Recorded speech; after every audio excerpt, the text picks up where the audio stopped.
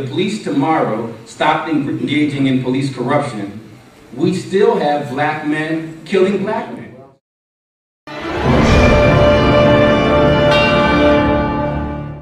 One and a handful of Muslims know what a pork chop tastes like. I try my best to look as non-threatening as possible in my hoodie.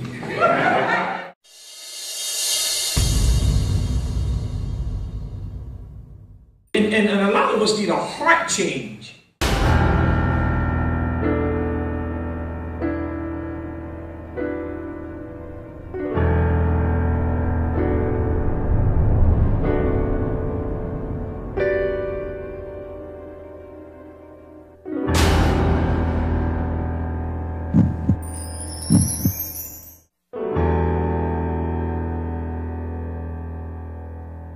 First and foremost, I won't talk to any specific issues. I mean, obviously, this board's case is in litigation, as well as the stop and frisk is now in litigation. But listen, Commissioner Ramsey and I see Brother Qayyum in the room, and we've meeting with different individuals and discussing our framework for the police department. We do not, and clearly Commissioner Ramsey and Commissioner Ross has demonstrated that we're not going to tolerate. Let's first talk about corruption. Two different things. Corruption and abuse. The corruption issues we're very out front about the issues that are going on in the police department as relates to corrupt issues. And what you see now, I think, is the effort to be very open about the issues that we have. We are not perfect. I don't think we sit there and flawed. And Commissioner Ramsey was sitting here today would tell you that we are not perfect individuals. And so when we have officers who engage in corrupt behavior, I think a lot of that is now the community is starting to push back and say we're not going to tolerate. Many of the cases that you've seen recently are guys who normally would fold the tent and said, I'm not going to be involved. You see the federal government and some of the recent cases, the AG's office have stepped forward and said we're going to move, but no longer are we sitting back and moving at a snail's pace, we're moving quickly. In the past, I know he said don't call Mr. Cord, but Mike will know that those jobs lingered for a long time, sitting somewhere. And so Commissioner Ramsey has set the tone that we will not tolerate that type of activity in the department. And so we're moving quickly to eradicate that, and you see he'll come out front and fire these officers rather quickly. And so we're also putting in, moving forward within the police department to address the ethics. I mean, our badges say honor, integrity, and service. It is a theme and core values that have to be reemphasized on a regular basis. With that comes professionalism. And so we will continue in our efforts internally to ensure that our officers are working in an ethical manner, that they're not engaging in corrupt behavior, but also setting a tone that if they do engage in that type of behavior, this is what's going to happen to them. I mean, the two officers you just recently have $1 million bail and are still in custody. And they will remain in custody because they cannot make that bail, to demonstrate to the department that they are no different than the citizens that we serve. As it relates to the issues of physical violence, I'm not going to sit there and say that we don't have issues. We've met, we do have, it's an ongoing process. We have a young police department. We have to work harder to make them understand that in their conduct, they have to be professional. And when those officers engage in that type of behavior, where they get physical, where they go beyond the scope of what their law and legal allows them to do, that we're going to take action. And I think in the past, and Commissioner Ramsey has demonstrated that when he has an officer who demonstrates that type of activity, that he immediately fires. Now, you and everyone in this know, and Mike knows as well, that we have a very strong union. A lot of those officers have been able to come back to duty. I don't have control over that portion of it. But I do have control when an officer jumps up on top of a table in the lunchroom and calls kids the N-word, that he be fired.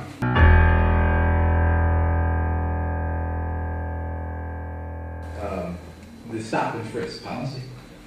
Candidate at that time, who's now current Mayor Michael Nutter, had said as a candidate that he endorsed this stop and frisk, and he did say that if he became mayor, that would be something that he would institute. And he mentioned, and I recall that campaign, that he was going to target this on certain hot areas or certain areas in where there's a lot of crime. Well, obviously, to me, those are buzzwords that says, okay, certain sections in North Philly, certain sections in West Philly, Northwest, pockets where there's a heavy concentration of African Americans. He was criticized, I remember, during the campaign. Nevertheless, he was man enough of his word. He did institute that. Do you feel that that creates this aggression? I won't say that. I will say that, and Michael, you know, he's attorney here. I mean, Terry versus Ohio. I mean, we've been involved in you can call it stop and frisk, pet stops. I mean, you know, we've been involved in that process, and you know, Fourth Amendment for years of our process of stopping. I mean, the questions come up is how we conduct that stop, you know, and do we articulate the facts that causes that? But we're going to have a conversation here, and if we're going to have a real conversation. You know, I'm an African-American man who sits here and watched so many senseless brothers kill themselves. Yeah. Sergeant Byard is here. He's a homicide sergeant. He may take the mic and kind of tell you the intimate things that go behind that. I'm not putting him on blast when I say that, but just to get some support in the room. But the reality is, I mean, we have more officers in our hot areas, our areas that we know where there's definable violence is going to occur. I can tell you at 54th and Chester, I will have a shooting. I'm not sitting there right now. And so, yeah, we are putting officers in those areas in an effort to stop our young African-American males from killing themselves. Now, we're taking from other areas to do that. And I don't make any excuses for that. I mean, I have districts that have more officers. I mean, we have foot beats out. We had 60 foot beats that went out last year on foot. They did not go to the mall. They did not go to Roosevelt Boulevard. They went into neighborhoods where mothers and daughters and community people were clamoring, saying, give me some relief. And so, yeah, as a result of that, if I'm putting those surge of officers into there, I'm going to have a significant number of increased stops of those individuals in those areas. But that's guided by intelligent, crime-fighting statistics that says, hey, when I look on the sheet, and I say, if I look in this area, that the reality, if I take you out into North Philly, as you say, a 2.2 square mile area, that has 40 homicides and 200-something shooting victims, that yes, I'm putting officers in there in an effort to stop that from happening. And so I won't sit here and make any excuses, but we have to be conscious of how we do it. Whether we just not knowing the targets that we're going after, not just grabbing anybody on the corner, having definable reasons, but sometimes that gets misguided. You know, if I have a shooting at 29th and Thompson tonight and 2 people are killed, yeah, you can guarantee I'm not letting anybody on the corner on 29th and Thompson tomorrow night. But maybe for the next 2 weeks in an effort to avoid the retaliation that comes back. And sometimes that's not articulated on any paper, but it's just to say, hey guys, you can't stand on the corner. But hey, what's going on? Well, I had 2 people get killed last night. You know what I mean? And so I don't want anybody on that corner. And so there is a balance, and we do have to be checked, and we have to make sure we're doing the right things in that process. Let me start off with what we disagree on, and that's on this whole stop and frisk.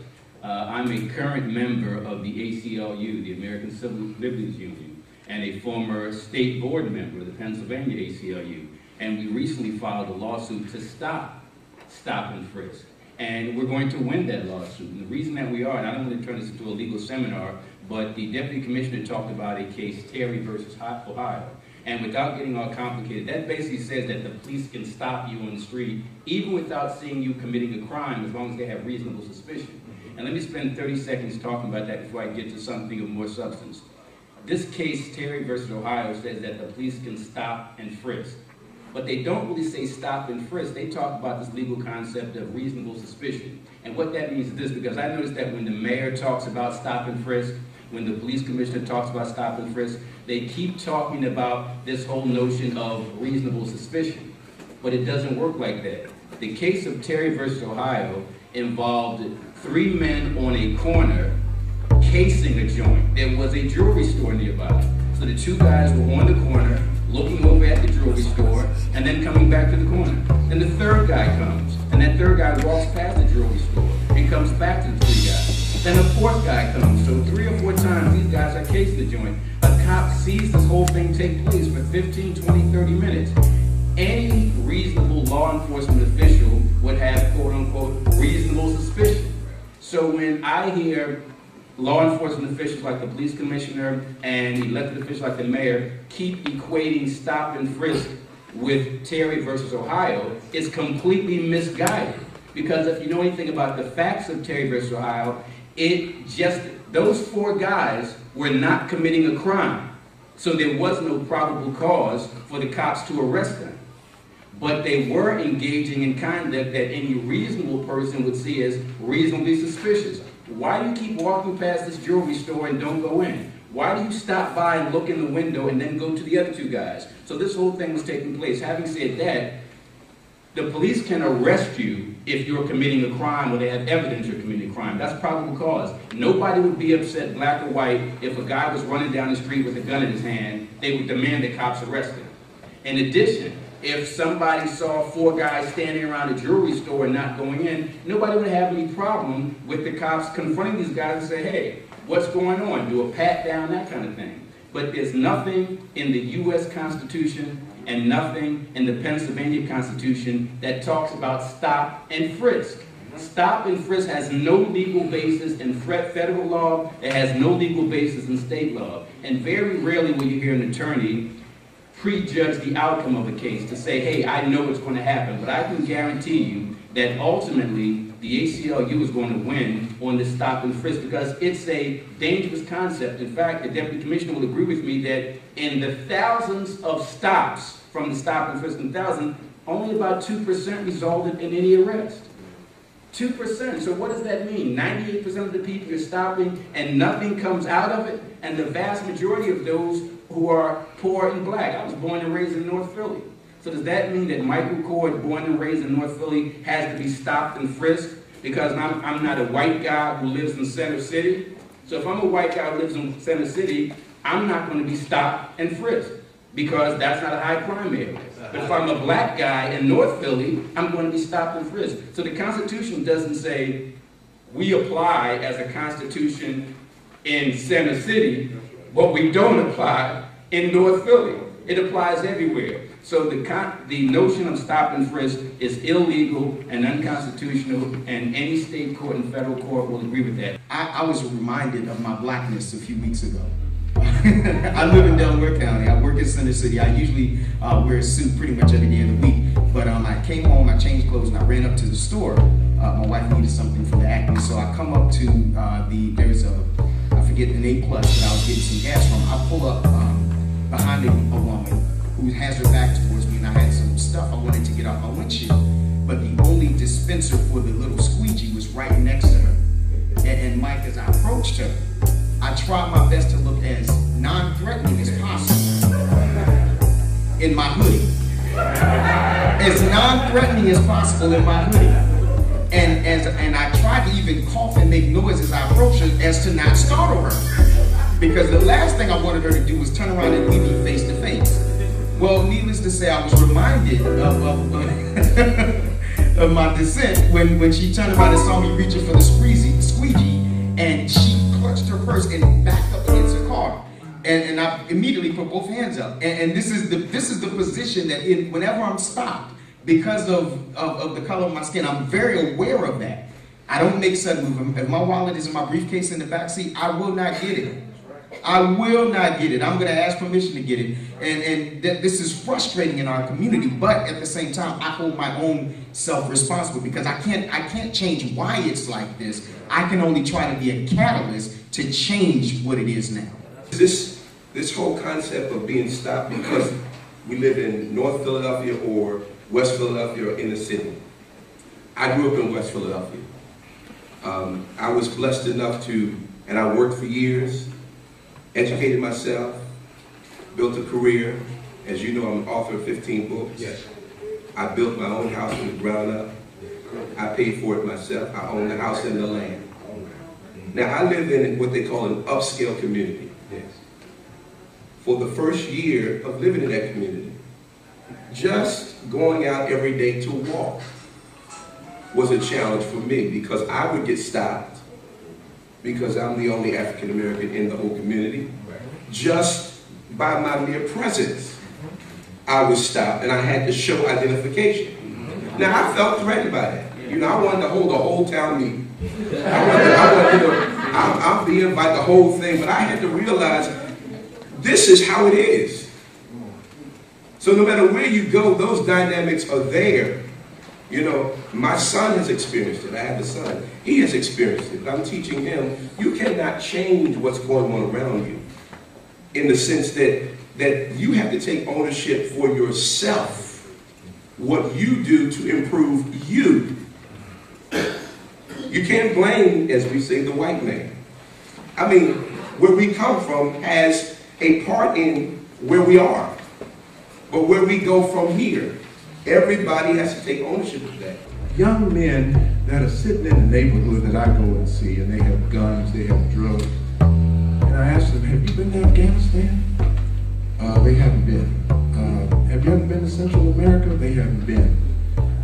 So they never went to get the heroin, they never went to get the cocaine, but somebody went through an awful lot of trouble to make sure that it fell right in their lap in the neighborhood.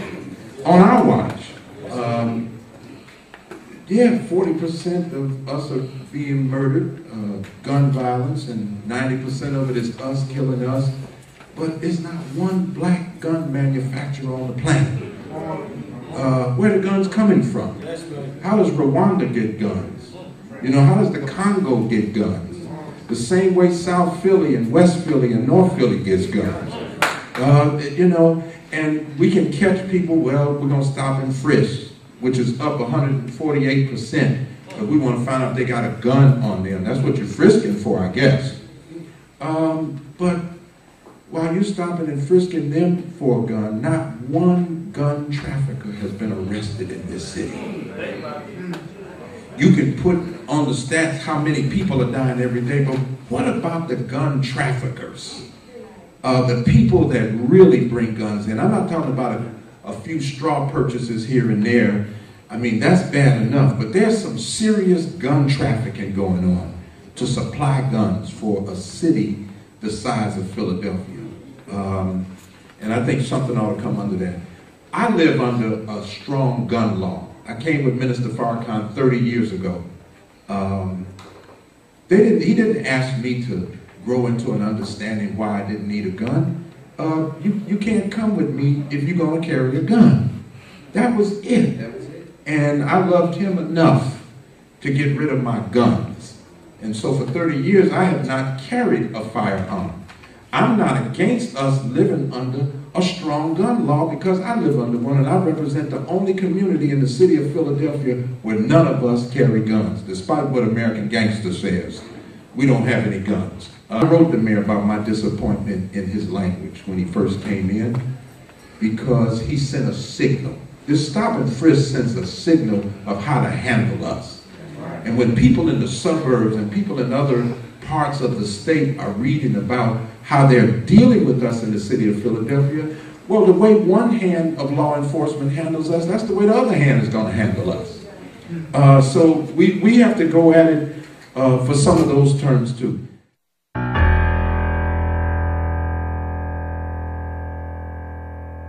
Somehow we didn't just come out of a vacuum and start killing, maiming, murdering. And obviously we know that's not every black man.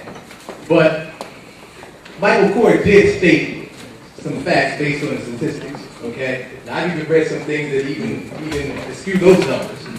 Obviously something's way out of control. Deputy Police Commissioner, I know that you know this. There have been officers that some brothers have opened fire on, have more firepower than sometimes the police officer equipment. All right, assault weapons. And to Minister Rossi's point, I know they're not going and manufacturing these guns, and these brothers don't own manufacturing companies. I want to get your take on that because obviously these guys are on the corner as they're doing whatever illegal activity, and your men are coming upon them, and they're returning some serious fire, and we've had, of course, several police officers who have been killed in the line of duty. Give me your sense of that. I mean, listen, we're seeing a significant rise in the amount of the caliber weapon we see. I mean, it's frightening. It's frightening. I mean, the revolver was and then it moved to the 40 caliber and the 45 caliber, and then we have the guys who pick up the casings after they shoot, so that we can't find them. You know what I mean? And so, I mean, just last night, I had one of my officers in the 17th district. I mean, comes about 2 officers having a shootout. I mean, 2 groups having a shootout, and they discharge on him. I mean, I sit there with, Officer Glauci's family, and here's an officer just comes up, and the guy shoots from his pocket and kills him. I mean, and we're seeing a significant rise in the type of weaponry that we see out there, and we are forced, obviously, to adjust to that. I mean, we moved to a higher caliber weapon to meet that challenge. So I listened to, I mean, for me, I wish I could get into those other auxiliary dynamics, and I listened to Mr. Muhammad and where they're coming from. A lot of the straw purchases are happening right in our community. I mean, we need to keep that real. You know, the guy goes to a friend, or in most cases a female, and asks her if you go down there and buy a gun. And then 2 days later, she makes a report that I had a party at the house, and I looked in the drawer, and my 2 AK-47s, my Tech 9, and my 3 9mm were taken. They were in the sock drawer, and I looked up, and they were gone. And then we'll do the time the crime, and you look up, and 90 days later, that gun is used in an offense on the street. I mean, and so the reality is, even though, yes, they're coming from afar, the reality is that we are using that system to ensure that our young people, I mean, where does a 15-year-old get a .40 caliber gun from? That's right. I mean, where does he get that from? You know what I mean? And the community is not really asking those questions. You know what I mean? And so you sit there and you're saying to yourself, my God. I mean, I can't tell you how many young men we're seeing with weaponry. I mean, so far this year we've covered about 2,800 guns. You know what I mean? You know, some from in the houses and on the street and through our arrest process. That's a significant number. You know what I mean? And those guns are being used. And I mean, the days of I had a young man in my office one day, and I'm sitting there looking at him and said, well, whatever happened to fighting? You know what I mean? I came through as a young man, my brother remember the gang wars and Christian Street, Osage Avenue, all that, and they had their zip guns and all that, but before they did all that stuff, there was a lot of fighting too.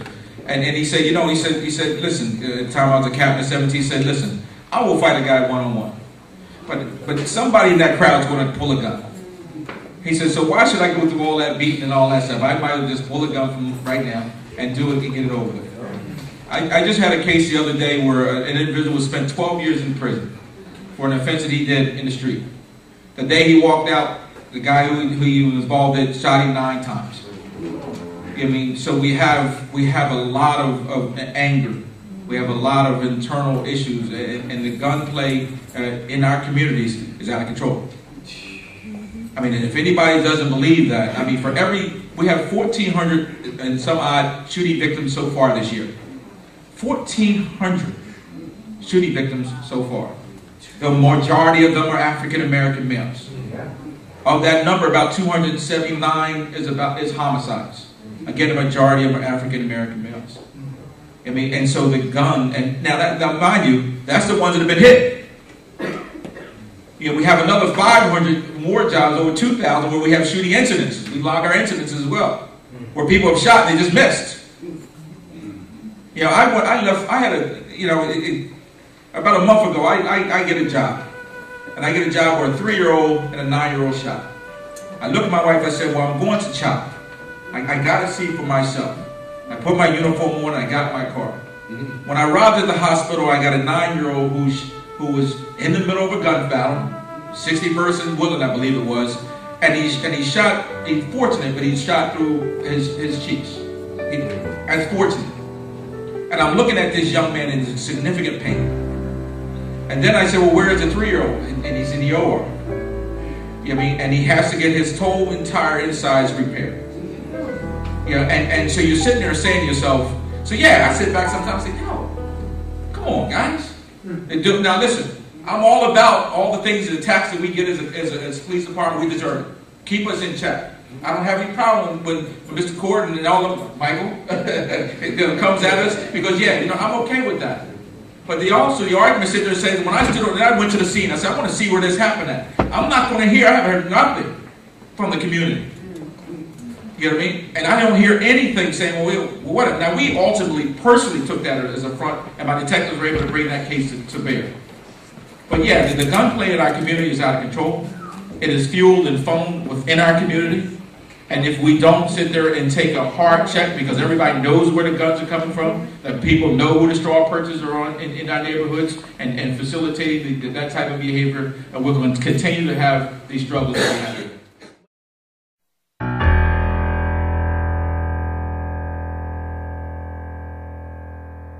If the police stopped tomorrow engaging in unconstitutional behavior, if the police tomorrow stopped engaging in police brutality, if the police tomorrow stopped engaging in police corruption, we still have black men killing black men. And that's an important thing we got to figure out. I don't like to throw out stats because they get all jumbled, but I just want to throw out some numbers that people should be aware of. About more than 40% of murder victims in America are black. More than 40% of murder victims in America are black.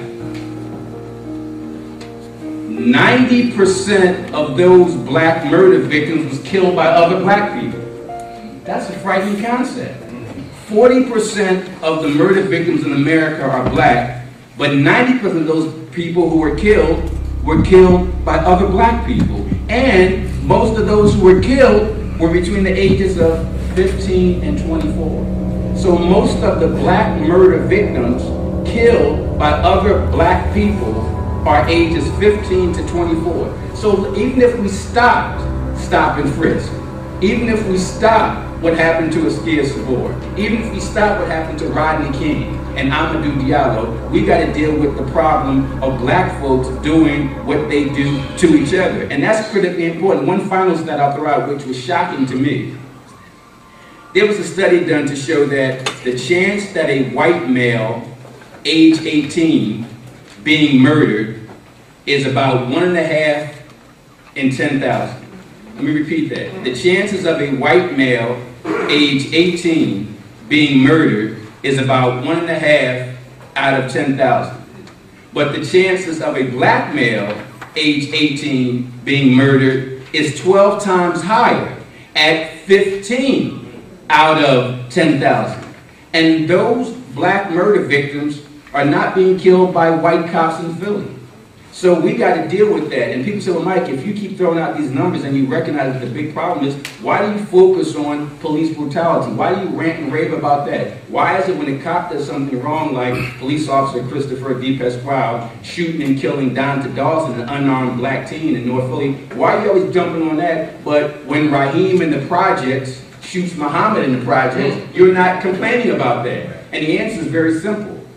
Because the DA's office and the police will go after Raheem. They'll go after Muhammad, but they won't go after Christopher D. Pasquale. So I'm here to say somebody's got to police the police, because the police are not policing the police. I'm doing it because it needs to be done, but I recognize the biggest elephant in the room, the giant gorilla in the room that black people are not talking about, are crimes committed by blacks against blacks. And I'll wrap this up by saying this.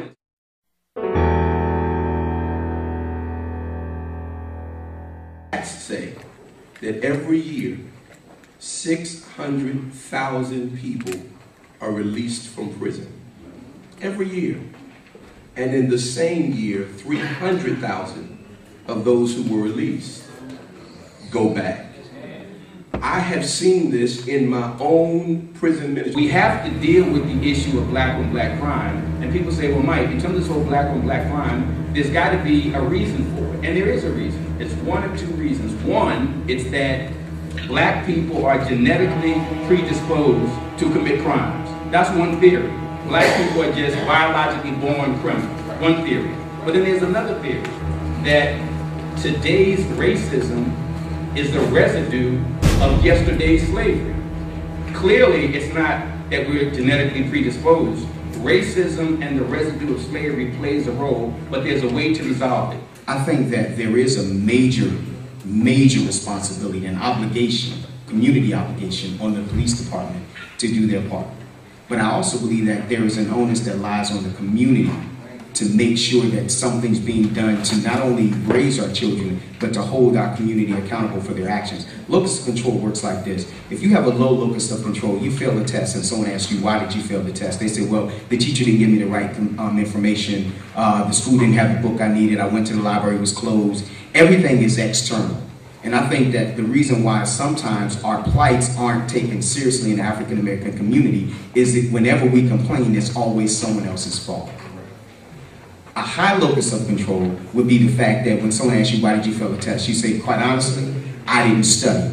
I played around with my time. I watched MTV. I did this, I did that. I hung out. And when it came to the test, I was ill-prepared. That's an internal explanation of why you failed the test. And when we look at our community, it's so, there are problems upon problems upon problems. But if we would just talk about economics, we are taught to buy our wants and beg our needs.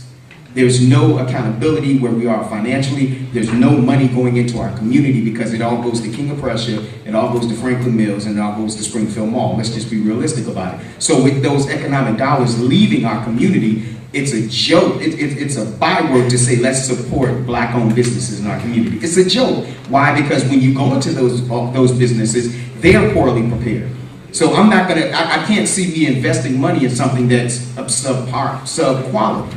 So there has to be this trickle-down effect of responsibility and this tipping point where we start holding our community responsible for our behavior because nobody's more responsible for you than you. It comes out of slavery. And when I say it comes out of slavery, I wasn't joking at the outset when I said that the problems that we have in our community, there's a reason for it. One reason is that we're genetically predisposed. All of the stuff the Deputy Commissioner said is right in terms of what black people are doing and shooting the kids. You gotta ask yourself, why are they doing that? It's either because it's something biologically and genetically wrong with them to make them sociopathic like that. That's one theory. The other theory is that there's something in society that led to that. We talked earlier, we're doing the introduction about my connection with hip hop. You look at hip hop, and of course, black people are the performers of hip hop. White people are the consumers of hip hop. In fact, about 80%, 85% of all hip hop purchases are by white folks, and the folks who run the record labels are white folks. So when you get a Public Enemy back in the 90s talking about fighting the power, fighting the man, they're banned. But when you got 50 Cent talking about shooting niggas and hanging with bitches and selling drugs, that's spread all over the place. Why is that message going out like that? Why can't you hear Public Enemy and Brand Nubian and Queen Latifah and Dead Prez talk on the radio and TV about raising up the black man and woman, but when you talk about the negativity, it's out there? Who controls the airwaves? Who controls the media? Who constantly bombards us? So when you look at how the system is designed to tell that young black man who shot those kids, as the Deputy Commissioner was talking about, he sees it as a badge of honor to have a gun, to be a thug, to be a gangster. And it's corny to marry your girlfriend. It's corny to take care of your kids. It's corny to go to college. It's corny to do all that stuff. So clearly, as I said, and a lot of people say, well, Mike, you got this bleeding heart liberal thing. You're constantly blaming the white man. No, because we do have a responsibility to do the right thing. But why is Michael Cord a lawyer and all the guys I grew up with are either dead or in jail or on drugs? Am I much better than them? No. Therefore, for the grace of God, go I.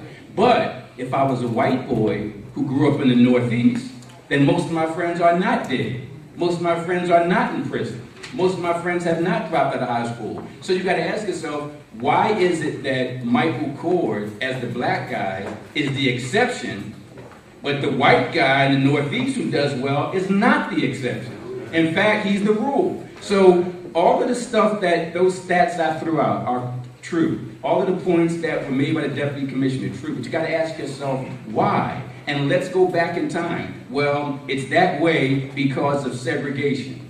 Early on, 40s and 50s. And that came out of Jim Crow. And that came out of sharecropping. And that came out of slavery. So you keep going back in time, you see that these black folks are constantly beaten down by the system. A couple of things I want to say, and I'll wrap this up in 2 minutes. The analogy I always give people is that the condition of the black man and the white man is like a race, a track meet. And every time the race is run, the white guys are always winning. That's why the white guys make more money. The white guys have better education. The white guys own more property. In every race, the white guys win, but the black guys lose. And then people say, well, Mike, this is year 2010. Black folks ought to do better. And I give them the race analogy. And the reason why the white guy's doing better because he's been training for 300 years. He's been exercising for 300 years. He's been taking vitamins and probably steroids. On top of all that, the black guy is shackled. The black guy is mistreated. The black guy is brutalized. But now that the race starts, the man takes the shackles off the black guy. and say, go ahead and run the race. And I'm like, running the race? This guy's been training for 300 years.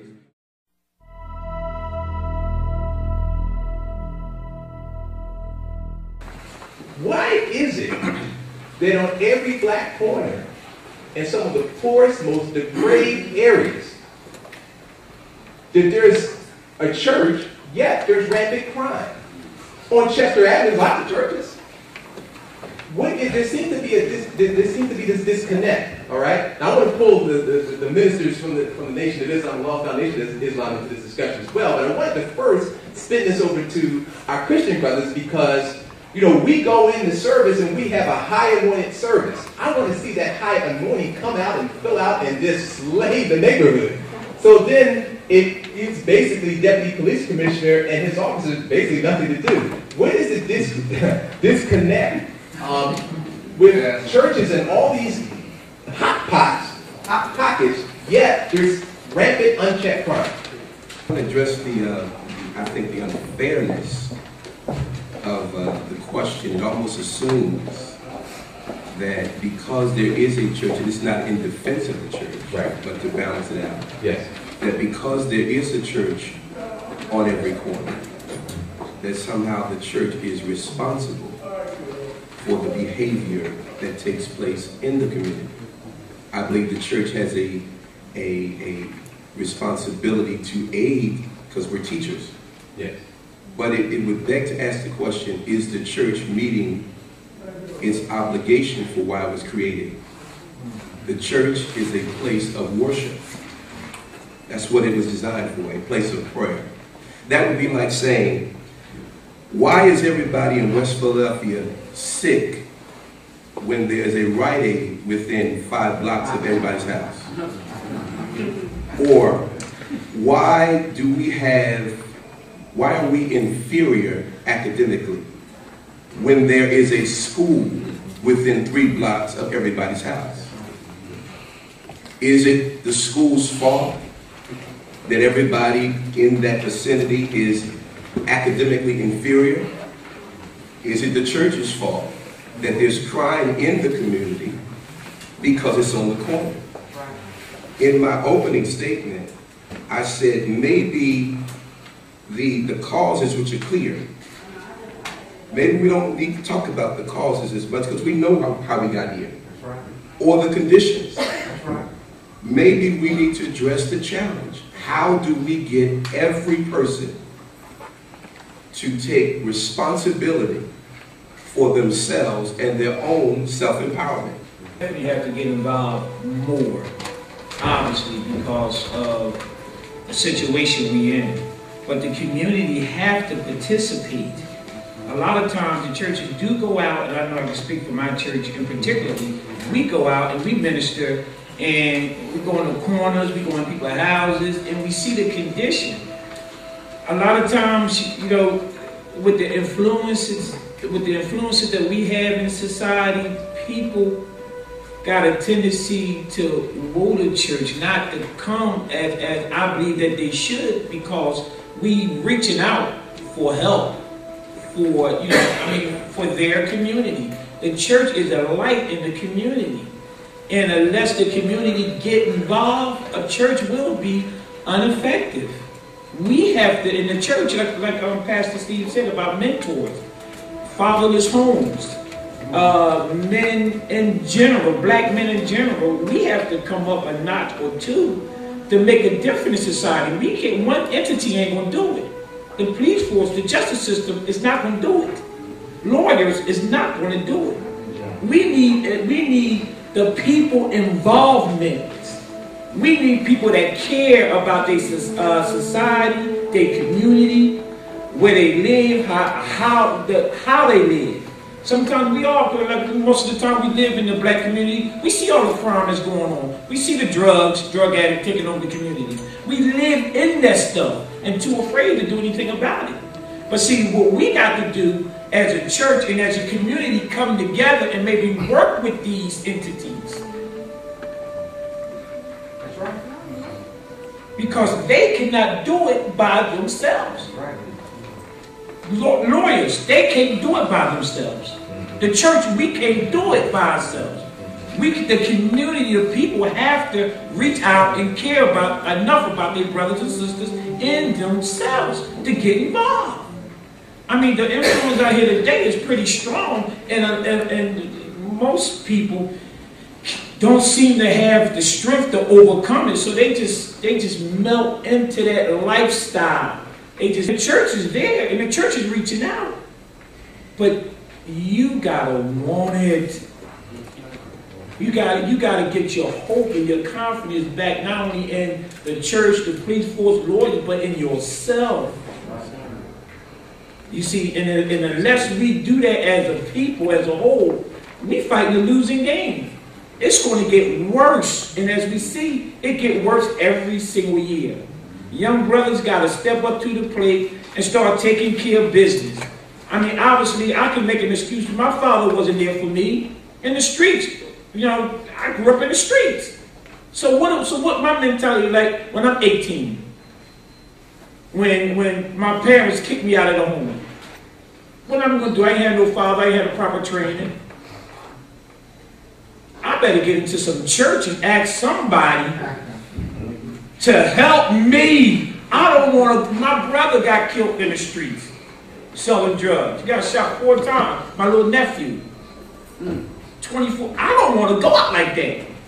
But what type of skills and knowledge and information do I have that can prevent this type of lifestyle? Obviously, if I'm in the corner doing my things, if the cops see me, I mean, and I'm out there, I mean, come on, y'all. I mean, the suspicion is there. We, as black people, we marked all over the world. Anywhere we go, when we walk in, they see a black face, they already got the image. Boy, Elijah Muhammad said, a real Muslim is a Christian. And he said to us, a real Christian is a Muslim. I represent I'm one of the few handful of Muslims on the planet that didn't start in the mosque. I started in a church. I was on a morning bench. I was baptized in a Baptist church. But I'm in a mosque now. I didn't start with Muhammad. I started with Jesus. So I know both of them now. And I know the value. I'm one of the handful of Muslims know what a pork chop tastes like. The folks in the East can't tell me nothing. No Arab can guide me. No Pakistani can guide me. There's nobody that can come from nowhere else and guide me into Islam. You know, I follow the Honorable Louis Farrakhan. As I tell them when they come to our mosque, they want to tell me how Islam is supposed to go. The Honorable Elijah Muhammad has revoked that. And they have lost their right to dictate to us what Islam is and how Islam should be expressed and how it should go. We're living in an age of the mega church. But Ebenezer Baptist Church, the church of Dr. Martin Luther King Jr., had less than 300 members. It wasn't a mega church by numbers, but it got mega results. And we got big churches, but they got many results today. And, you know, I extend my hand to any pastors that want to work beyond the halls of a church. I believe that our houses of worship are a place for us to follow a certain discipline, to fortify ourselves so that when we go out into the world, we can go out as real saints to make change. We are God's change agents. And we're going to do this with the Word of God. We're not going to set the Word of God aside and just deal with this politically. I believe the political world has failed us because they will swear themselves and put their hand on a Bible that they never intend to open to learn how to rule over God's people. Amen. I had never viewed any type of YouTube footage of the Honorable Minister Louis Farrakhan. The man, for lack of a better term, killed it. And the one thing that resounded, that resonated in me was his demand for people to stand up where they were. And I think what's been absent from the church was this demand for standing up where we are right now. There's a great emphasis put on heaven. There's a great emphasis put on the afterlife and preparation for that. But in that, I feel that there have been times that there's been a breakdown of preparing people to live today, to take responsibility in their community, and to be good leaders, to be not just great members of a church, but to be productive people in the society and to bring economic relief to the areas that they grew up in. One of these churches that are on the corner, as a captain, do not represent the community there. In the sense that most people are traveling, Their pastor leaves from West Philly and he moves up North Philly, and then they're moving to North Philly. You know, you see the cars come out. I remember going to a church and sitting there talking about, can you, and the pastor say, you know, well, all my members are not really, they're from all over. They're coming from Jersey, and there's a lot of traveling, moving around. And so, but I also will say this, that's not, I know we have this dialogue, but there's a lot of good work going on in our community. That's right. And I think you got to be careful when people stand up and say, well, where is everybody at? Right. That's right. You know what I mean? Because, they're not walking around with tags on and saying, listen, I got a little young mentee, he couldn't come today, I had to compete with a bowling party. He's from 17th District where I was, both of his brothers been killed by gunfire, and we made a commitment to getting through. But there's a lot of people doing a lot of good work, which is keeping a lot of, listen, if they weren't doing that, I said, listen, take the police away, take all the people doing good stuff away, take your churches away, and stand back. If you want to see it get a lick in this town, what really is going on? I'm sitting in Nappanex Park one nice sunny day, and a Jehovah's Witness comes, and I noticed she passed the thugs, passed right by them. Then there was a couple of Muslim sisters passed right by them. Then there was a couple of sisters over, they were sitting on the bench cursing and carrying on. But you know what's interesting? I said, I know what's going on. They're going to come right next to me. Sure enough, they came to me and said, you know, we'd like to interest you in reading the Watchtower. And I said, well, why did you walk by the thugs over there? Because they really need that Watchtower. So anyway, we started dialoguing, and they kind of left me alone because they obviously knew they could see that I had studied the Bible a little bit. But therein is my problem. There's a real need, but you ignore that need because you come over to what feels safe, you know. And too many times, and I'm not trying to be unfair, sir, but I think too many times I see with some, and you know, I'm a Christian, but I just gotta be honest. Sometimes I feel that some in our community fear the very people that need our help the most.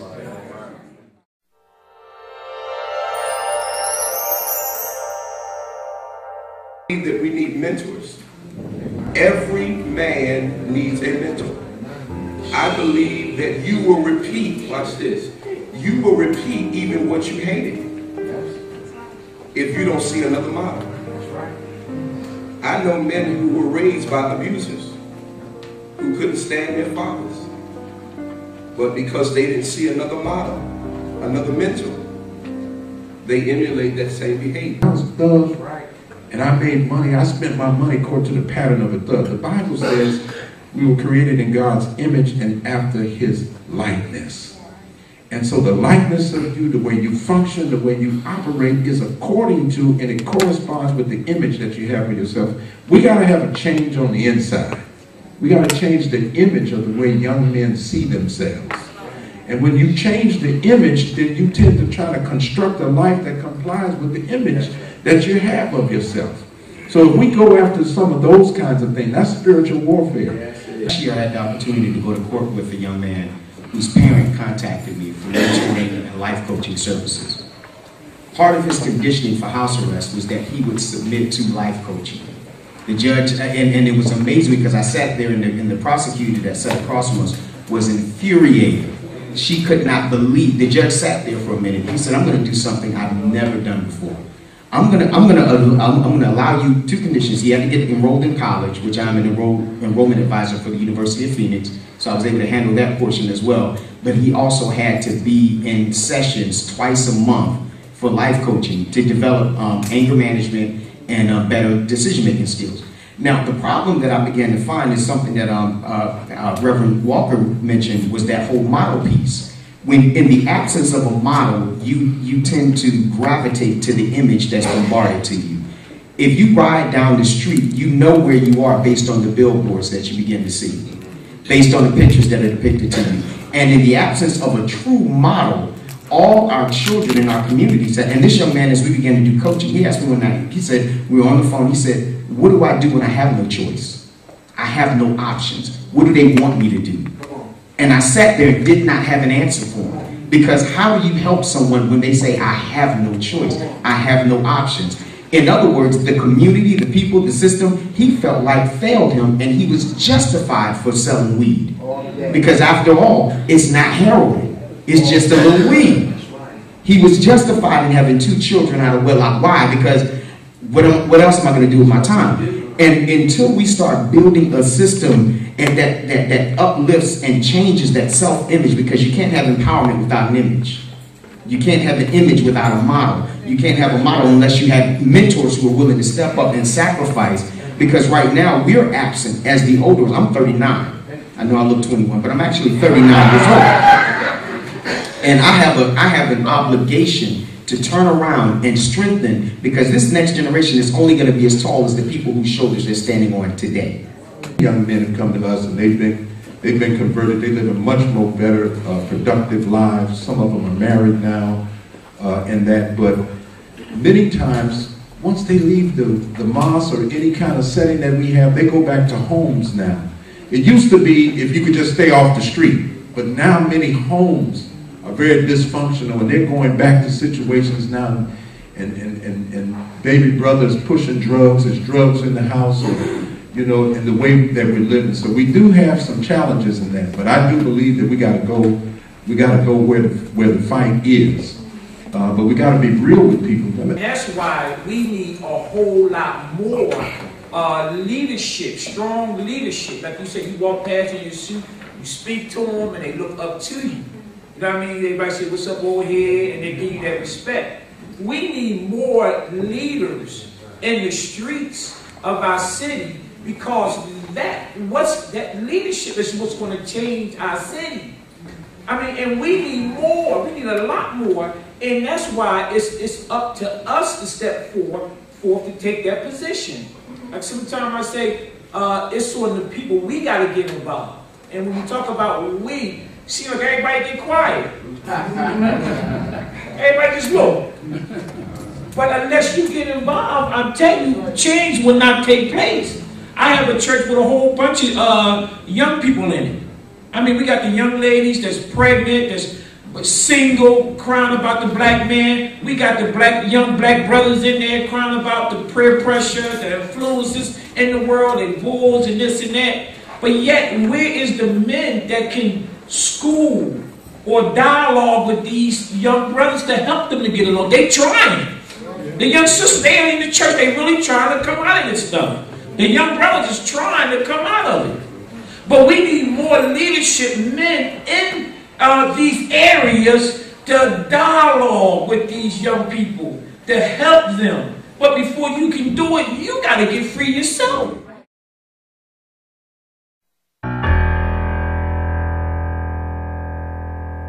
About the problem of black folks today, my personal experience in Masterman is a microcosm for it, because think about it. I was born and raised to a single mother in North Philly. For whatever reason, I did well academically.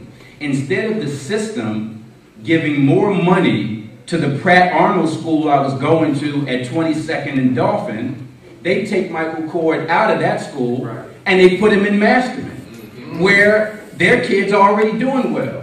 So why take the one quote-unquote smart kid out of the school and put him someplace where they're always doing well already, and just provide additional funding at the North Philly Pratt Arnold School at 22nd and Dolphin, and you don't have the criminals later on, black men committing crimes, because now they had computers, they had books. But instead of building up that North Philly school, the system said, we'll just take this one kid out and give him something, but ignore the masses. That's the problem. Michael said something that I thought was profound. He said he was transferred from from Pratt to Masterman. And he did academically well. And then he said, I don't know, but for whatever reason, that was the reason why he was transferred. Obviously, because he was more gifted, or they perceived him to be academically gifted, and he should be moved into an environment to cultivate that. Which is where my problem comes in. We understand the condition. How can we help? He said we are the exception. I'm assuming he's talking about us at the table. Right. That we made it for lack of a better terminology, out or above the circumstances of our community. How can we help every other person take ownership of their own life to become their own exception? Because, I mean, they moved him because he should have been moved. That's right. I mean, I just think he should have been moved. If he was gifted in an environment that couldn't cultivate that, he should have been moved. Because, of course, y'all know I'm a pastor, I got to do this. Yes. There was a man in the Bible who was at a pool for 38 years. Yes. 38 years with a bunch of sick people waiting for one event, the troubling of the water. Correct. When Jesus came by and said, do you want to be made whole? The man said, I do, but I have no man to help me. He said, watch this, while I am coming, another steps up before me. Wait a minute, if you're impotent and can't walk, then how are you coming? So it wasn't that the man couldn't get to the ward, he was just lazy. That's right. Jesus said, if you want to be made whole, then you take up your own bed. You want me as the Savior of the world to wave a wand over you and get you up. I'm not getting you up. I came here to tell you what nobody told you in 38 years. If you want to get up, Dorothy, you can click your own heels and go home. How do we help every other man? If 20% of African American men are unaffected by the ills of our community, then how can we help the 80% that are affected? What did the 20% do? What did they do to get out of it? Moving him, I do feel, in one way I feel that they want to place him somewhere where they feel that he can fare better. But it's running away from the big elephant in the room. That if one student is moved, there's a whole lot of them that are still sitting there. What's wrong with that school and that educational center? When we send our children, first of all, when the child is born, the child is successful at everything that it wants to do in its first year of life. It wants to crawl. It keeps going until it crawls. When the child takes his first steps and we want to get that Kodak moment, almost always after one step, two steps, no more than three, the child falls. Did you notice that the child will get right back up, fall again, but it'll get right back up, fall again, and it will keep getting up and falling till it can get up and never fall again. The child don't know failure till we teach it failure. That's right. Your child is showing genius until you get him into these institutions, and all of a sudden he got attention deficit disorder. Special education has grown to a phenomenal. When I was in grade school, you saw 2 or 3 people over, and you said, what kind of classroom is that? And that was special education. The whole darn school is special education now. They're getting more money out of everybody there. So, I'm just saying that these people are supposed to be the stewards of the development and the cultivation of the life of our children. The problem is they got him in it, so he got out of what they had Michael in. Who is they? And what are they doing putting somebody in this? White folks in the business now giving us medals and trophies for going through the mess they put us through. And he went through this and he overcame. Well, who put these hurdles up for me to be going over? We have to back away. We got to redefine this whole thing. This whole script is wrong. And yes, I'm a thug. Yes, I'm killing. If I got a costume on and I'm saying a certain script, I got to own up to the script that I'm reciting, and I gotta own up to the role that I'm playing on the stage. But I did not write this play. Remember that. And so you talk about them taking him from one situation and putting him in the other. But what he did not really explain to you is why they put him in the other situation. They put him in the other situation in hopes to manipulate his intellect, to use them in their progress of keeping us subdued. That's actually what they did. You know what I mean? They took him out of the neighborhood, hoping that when they manipulated his mind, that he would help to subdue the rest of us in the situation. That's why they put him in master. You know what I mean? But see, Michael did change. He did make the turn. So it blew up in their face. Blew up in their face, so to speak. You know, but this is what they do with us. See, what we really have to realize is this. Education has a value and it could be a detriment. What are you being educated for? And how will you use that education? Are you an exchange student? Where are you taking that education to when you receive it? Are you taking it back to your community? To do what? Or are you taking it inside the structure of the slave master to enhance his structure?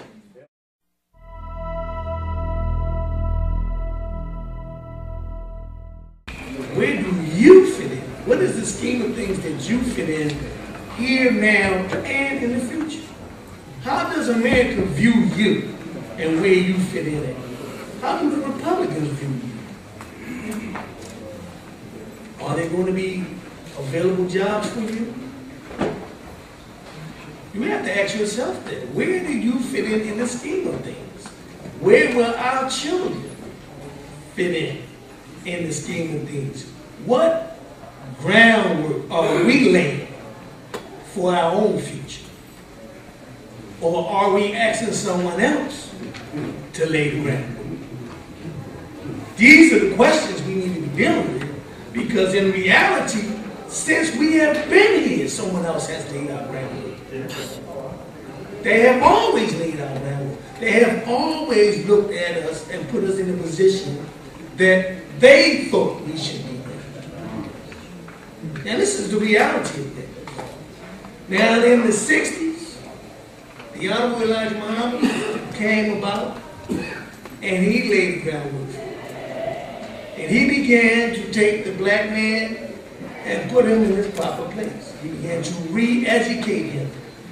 He began to give him the essential knowledge that he needed to attain to gain independence for himself. Now, after 1975, what did we do? We reverted back to asking the people who put us in the position lay the groundwork for us again. This is where we are. Now we're sitting here now, 2010, and Brother Kevin has to call a conference to what? Ask ourselves, who's laying the groundwork? We know who's laying the groundwork. It ain't us. We're not laying no groundwork. Education is failing. And our children are in that system. We were told, create your own system. Educate yourself. We refused that. So now we're here having a conference. You know, here's a brother saying, well, we got black on black now. This is the percentages. We were given the information to what? Alleviate black on black crime. We refused it. Now we're having a conference. You see? So you're asking someone else to deal with your own issues instead of dealing with it yourself. You've been taught how. There is a groundwork for you. It's been here all along. The Honorable Elijah Muhammad left a whole entire litany of information for you. Yes. But because someone else told you that's racist, you refused it. And now you're losing your babies by the hundreds of thousands. You're losing your daughters. Your daughters are dying. The ignorance level is at an all-time high. But you still turn to the one who put you there and ask him, lay the groundwork. The question is, how do you fit in? The Republicans say you don't. Point and simple. We're going to cut health care. We're going to alleviate unions. Unions have no more power. How many of you work for the man? You know, your union is, man, please. Your union don't have no power. All right? Everyday jobs are being eliminated. So you asking your children to do something you won't do yourself. You asking them, come off the corner. What did you provide to bring them off the corner? That's the question. What did you provide to bring them off the corner? See, you got to stop playing with yourself here. You playing with yourself. You try to pretend, oh, you know, we're going to go back to the man, he's going to fix the problem. The man going to sit back and just say, keep on, kid. Keep on murdering. And while you do that, I'm going to keep on taxing. I'm going to make it higher and higher. And I'm going to take every dime you make. When you going to start doing for yourself? To think new now. I have to think beyond minimum wage when young brothers on the street are clocking in $1,500 every 2-3 hours. Then I'm going to tell them to go get a minimum wage job. He has forced me to think how to build industry so that when he comes away from a life of crime and we go into something legitimate, we can do something. That's when we're going to get into some real warfare. Because I'm telling you, when you start taking control of your own affairs, you're going to find out our real enemy hasn't shown himself yet. The man in blue with the stick, he's just an agent for somebody. Our real enemies will come out when we really take control of these streets and decide that we're going to move our own affairs. And that's where Minister Farrakhan is going now. That's why I wanted to raise the one question.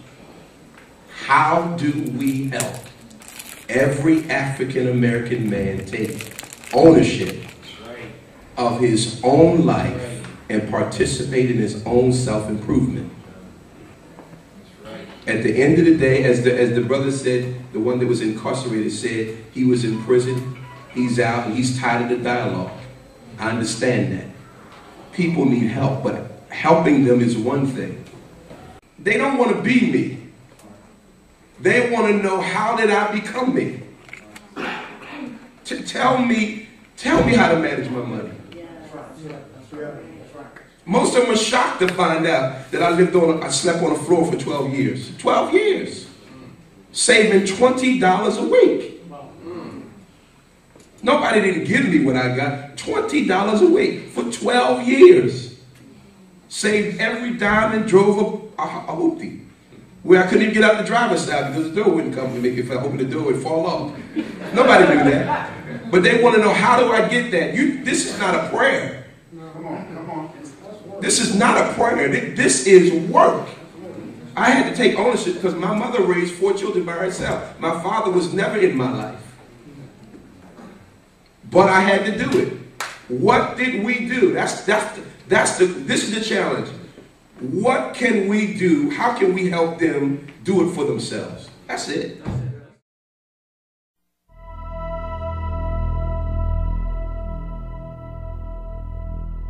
Dr. Edward Robinson was able about 3 or 4 years ago to get the Philadelphia School District to have a more Afrocentric curriculum, where the kids graduating from Philadelphia schools have to learn more about black people and black history. And that's critically important, because if my clients, mostly young black men, knew that the first human being on the planet 200,000 years ago was black. That's right.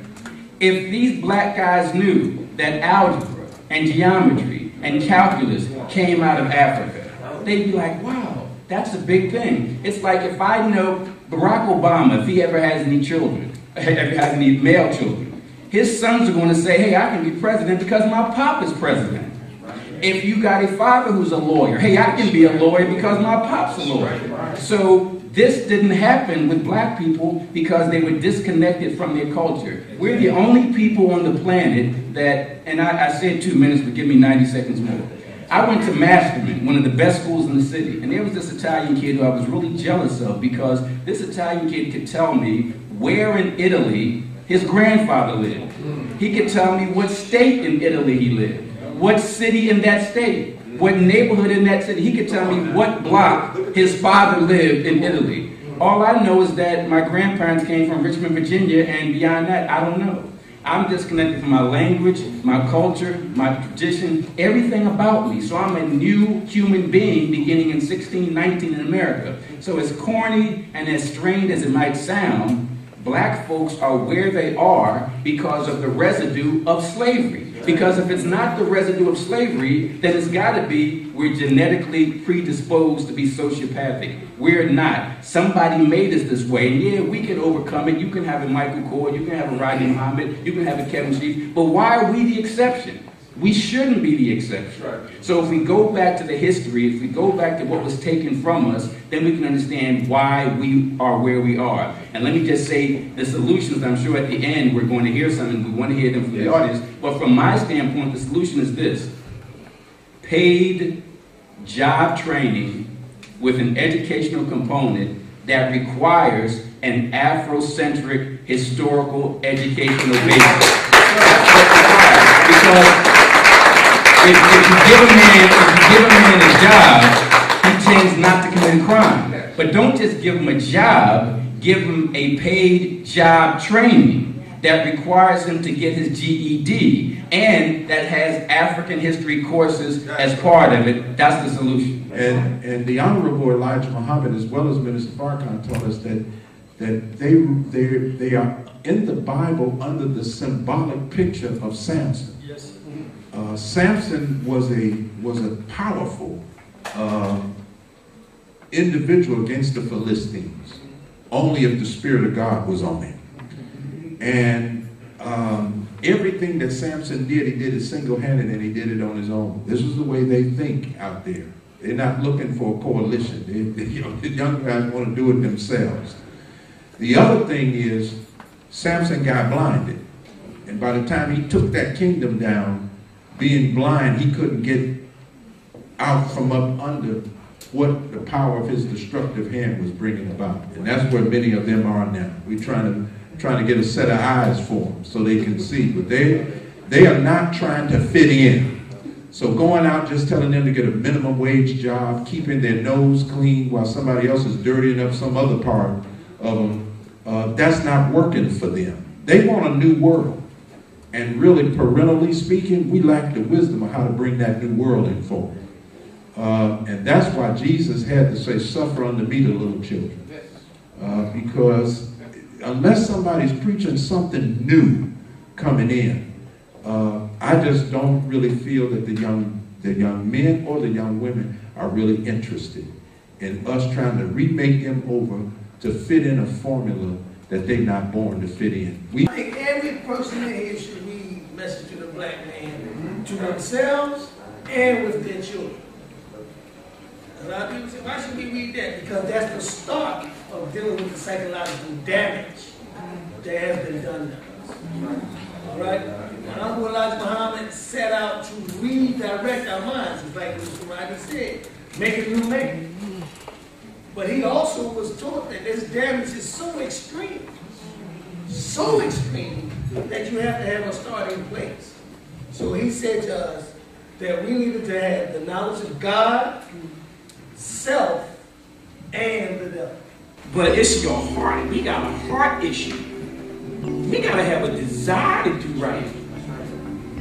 See, and if you have a desire to do right, there's many entities here that can accommodate and help and guide and bring information to you. But you got to want it. Ain't nobody going to force this stuff on you, obviously. And a lot of us need a heart change. You see, only God can change your heart. You get all the knowledge you want to and get big-headed, but your heart is still corrupt. You would never do what your mind said. You would never implement that stuff. You got to change your heart. Your heart is where your desire is at. And unless your desires change, unless you get some your willpower back to do right, it's going to get worse. I want to thank all of my esteemed panelists. It was truly an honor, and I mean a real honor. God showed me a dream. I'm going to close with this, and I will never forget this dream he showed me. He showed me Minister Farrakhan leading a group of his men, which is FOI, through a door in a building. It's kind of a grayish building. And then behind that was Bishop Jimmy A. Ellis III, the pastor and the founder of Victory Christian Center. Bishop came with his men. and they all were in this big auditorium. And Minister Farrakhan went up and began teaching, and I saw the Muslims on one side. Then Bishop Ellis came and he began to teach, and there was an explosion that just kind of took place. I mean, people were standing up and applauding or whatever. As I looked out the audience, what I saw was, instead of Muslims on one side and Christians on the other side, everybody was intermingled. I never realized, and this was maybe a year ago, that that dream was today. Wow. And I want to thank my wife, because I will never forget, it was over the summer. God spoke to me when I went to Minister Ishmael Al-Islam's meeting, the last call for the 144,000. Now, I'm in a Muslim meeting, and immediately, when the meeting began, the Holy Spirit spoke to me and said, Kevin, you must do the Black Male Conference. I went home to my wife, I said, babe, we got to do a conference. And she said, well, Kevin, if God put that in you, then yes, I'm behind you, we're going to do this conference. That's why it's important, brother, to pick the right mate. Yeah. That's right. That's why. Because that thing will alter, that thing will change your destiny. Trust me. You know?